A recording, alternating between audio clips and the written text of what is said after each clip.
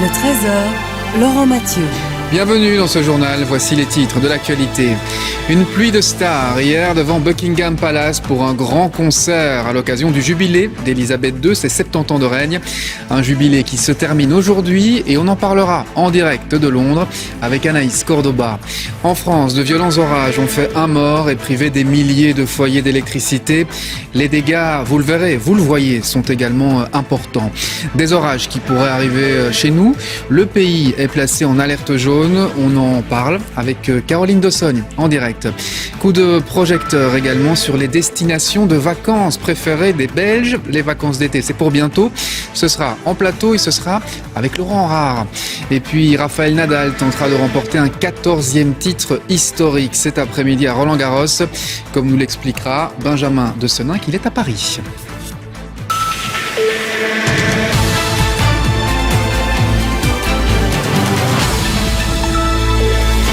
Bonjour à tous, 4e et dernier jour de jubilé ce dimanche pour Elisabeth II. Hier soir, un grand concert a été organisé devant Buckingham Palace. La reine n'était pas physiquement présente, mais elle est apparue dans une vidéo à l'humour très british. Philippe Antoine. S'il est une intro musicale reconnaissable entre mille, c'est bien celle-ci. Le We Will Rock You de Queen est un monument qui fait immanquablement vibrer les foules. Et il est visiblement apprécié aussi à l'intérieur de Buckingham, où l'on a pu voir l'ours Paddington prendre le thé avec la reine et lui proposer un sandwich marmelade, puisqu'il en garde toujours un en cas d'urgence. So do I keep mine in here. Pour les 70 ans de règne de cette reine définitivement pas comme les autres, il fallait un concert extraordinaire. De Queen à Duran Duran, en passant par Andrea Bocelli, ou encore Rod Stewart pour une reprise d'un tube qui a plus de 50 ans mais qui fait toujours son effet. Les milliers de spectateurs et les millions de téléspectateurs se sont régalés. Just amazing. I've never seen anything like that in my life before. Incredible. Just the atmosphere, Buckingham Palace in the background. You can't beat it, you know. Nothing better. Et parmi les surprises de la soirée, 2 discours, du petit-fils et puis du fils d'Elisabeth. Today, in 2022, as the Queen celebrates her Platinum Jubilee, the pressing need to protect and restore our planet has never been more urgent. But, like her, I am an optimist. Your Majesty, Mummy, the scale of this evening's celebration and the outpouring of warmth and affection over this whole Jubilee weekend is our way of saying thank you. La nuit tombant, place au jeu de lumière pour projeter sur la façade de Buckingham ce Superwoman pendant la performance d'Alicia Keys, avant qu'un fabuleux ballet de drones lumineux multiplie les figures au-dessus du palais royal, avec, pour clôturer cet éblouissant spectacle, un « Merci Madame » qui résume plutôt bien le sentiment des Britanniques. Voilà pour hier soir, on va rejoindre à présent Anaïs Cordoba à Londres. Bonjour Anaïs, c'est donc le dernier jour de festivités ce dimanche. À quoi faut-il s'attendre ? Eh bien, des milliers de street parties vont avoir lieu dans tout le pays. Ce sont des fêtes de voisinage pour célébrer le jubilé. Et comme vous pouvez le voir juste derrière moi, dans cette petite rue du centre de Londres, eh bien, il y a une fête qui est sur le point de commencer. Mais le grand événement du jour, eh bien, c'est cette parade qui va avoir lieu dans le centre de Londres cet après-midi.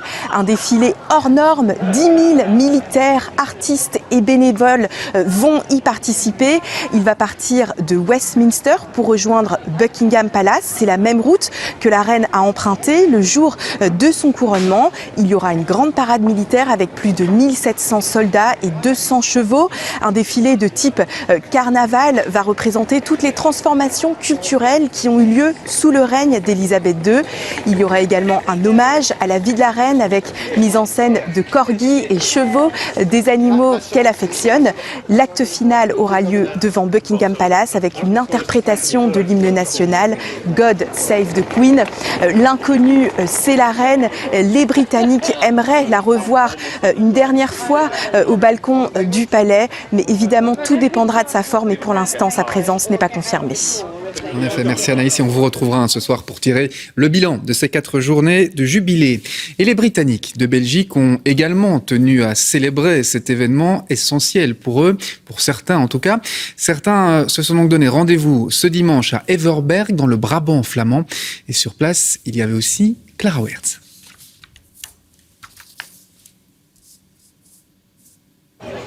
C'est un petit bout d'Angleterre en pleine Belgique, drapeau du Royaume-Uni, garde britannique immobile et taxi anglais, le voyage est immédiat. Une journée britannique avec une voiture britannique.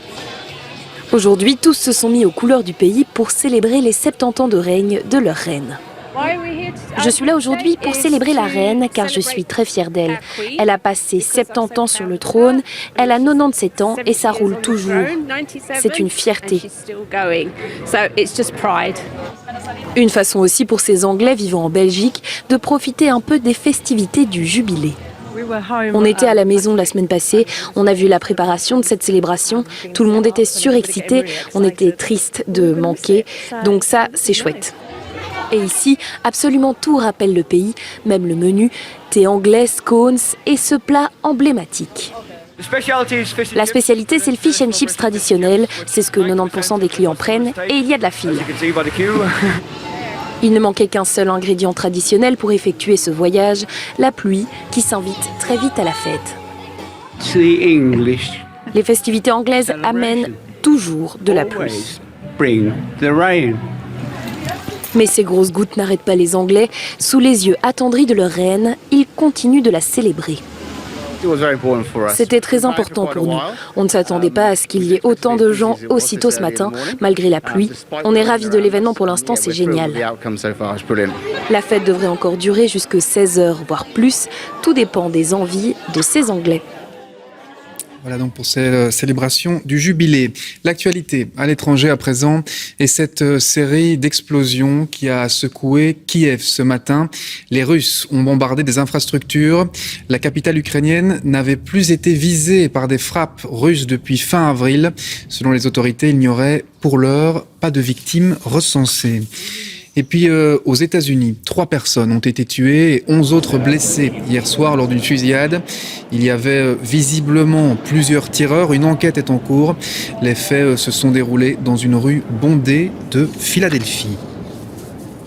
La France a, elle, été touchée par de violents orages hier et cette nuit. Une personne est décédée à Rouen et plus de 15 000 foyers étaient toujours privés d'électricité ce matin. Le récit d'Aline Delvaux. Quand le ciel nous tombe sur la tête est une expression qui n'aura jamais été autant d'à propos.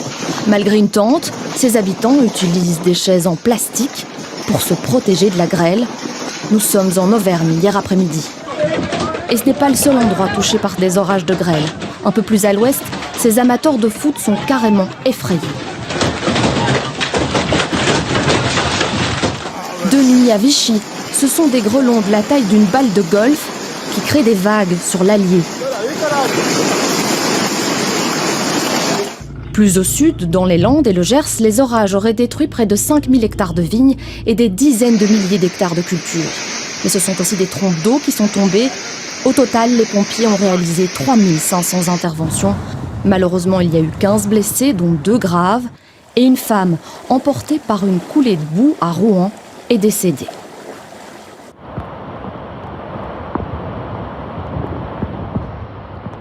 Un épisode très concentré, donc, pour la première fois depuis 20 ans, sur 65 départements à la fois, où on a vu plus de 50 000 impacts d'éclairs. On s'en rend mieux compte sur cette carte. Une grande partie de la France est sous la foudre, comme la Tour Eiffel qui, elle aussi, a eu droit à 3 impacts. À Chambord, ces 30 000 scouts se souviendront de leur réunion. Une partie a même été évacuée au château.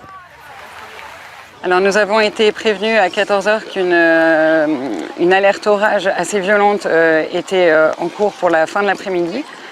Donc nous avons décidé d'évacuer les Jeannettes et les Louveteaux, les branches les plus jeunes, vers le château de Chambord. Le ministre français de l'Intérieur proposera de décréter l'état de catastrophe naturelle afin de permettre aux victimes de faire jouer leurs assurances. À suivre dans ce journal, la victoire de la Sud-Coréenne Ah Young-choi au concours Reine Elisabeth. C'était hier soir et on en parle ce midi avec Sarah Hendricks. Nous partirons aussi à la découverte d'églises. Une grande journée porte ouverte est en effet organisée ce dimanche. Enfin, une réunion d'ancêtres automobiles, des merveilles pour les passionnés, vous le verrez. Rendez-vous en fin d'édition. Et voilà qui referme ce journal. Tout de suite, la météo de Caroline Dossogne, suivie de l'émission Jardin et Loisirs. Ensuite, place au cyclisme. Excellent après-midi sur la Une. À ce soir, 19h30.